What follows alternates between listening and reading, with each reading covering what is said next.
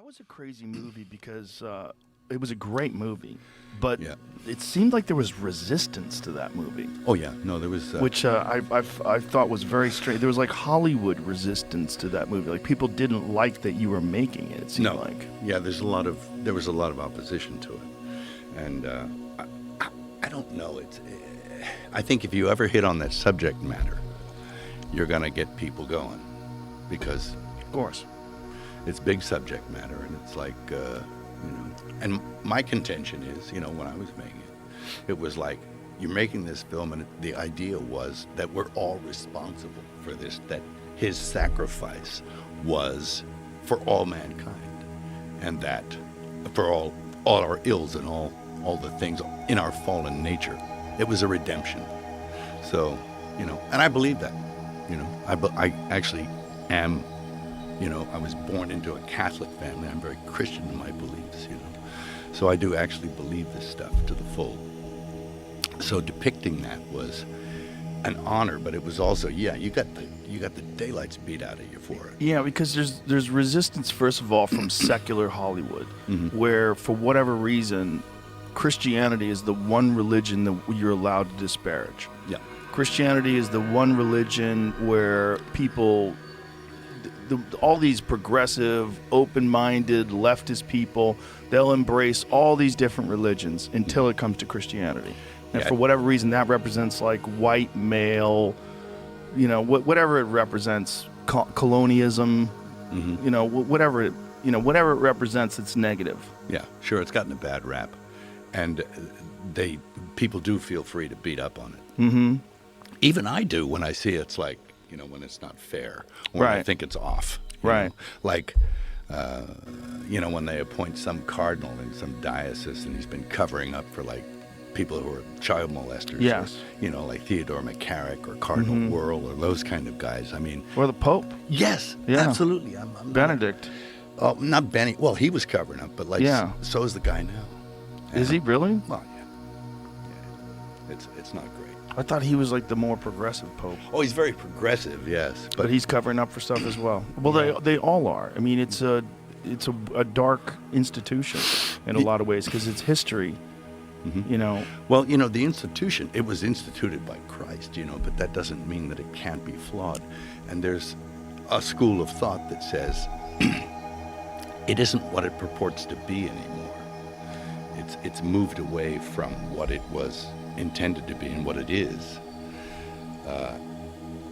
Almost, there's a guy called Bishop Vigano who says it's a counterfeit, parallel church, and it's running an entirely different religion. I actually don't adhere to a post-conciliar church. I adhere. Can you define what that means? Okay. There was an event that happened in the 60s. First, there was an event in the Vatican where they elected John XXIII Pope, right, in 1958. I was 2 years old. Right? He was elected, and it was a very funny thing that happened in the conclave. Usually there's white and black smoke that goes out of the chimneys to tell you, we have a pope, habemus papam, and the white smoke came out. And everybody cheered, and they went crazy. And then about a half an hour later, black smoke came out. That never in history has that happened, that the white smoke came out, and then the black smoke came So out. white smoke means we found a new pope. Black smoke means no pope. That's right. They'd have votes, or there'd be one reason or another they'd have a round in the conclave, and black smoke would come out many times maybe. Maybe it would take 2 weeks. But never was it known that white smoke came out, then black smoke came out. So what was the scenario?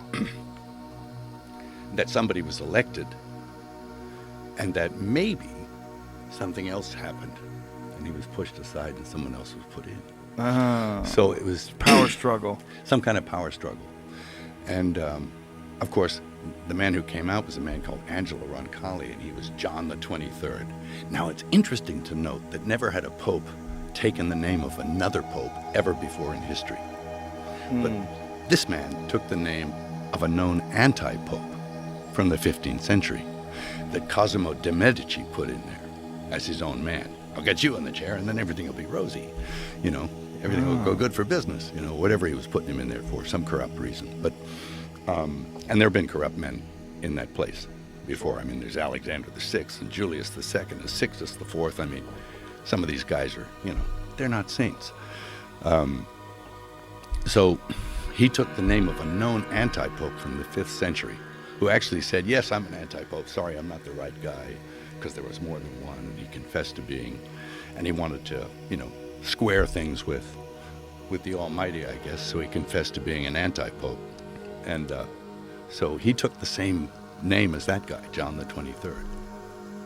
So it's interesting, don't you think? I mean, why would he do that? Well, whenever you have that kind of power, like I'm sure you've been to the Vatican, right? Yeah. It's stunning. Yes, it's huge. It's so crazy. When you're walking around, you see just the massive amount, just the dollar value in the art that they possess. Yeah. It's fucking insane. It's crazy. Yeah. And, you know, it's a very small country. It's a country. Yeah, it's a country inside of a small city. Yeah. Because Rome's not the biggest city. No. And then it's got a country inside the city Yeah. with walls around it. Sure. And you can't extradite people. Yeah. Pretty weird. How convenient.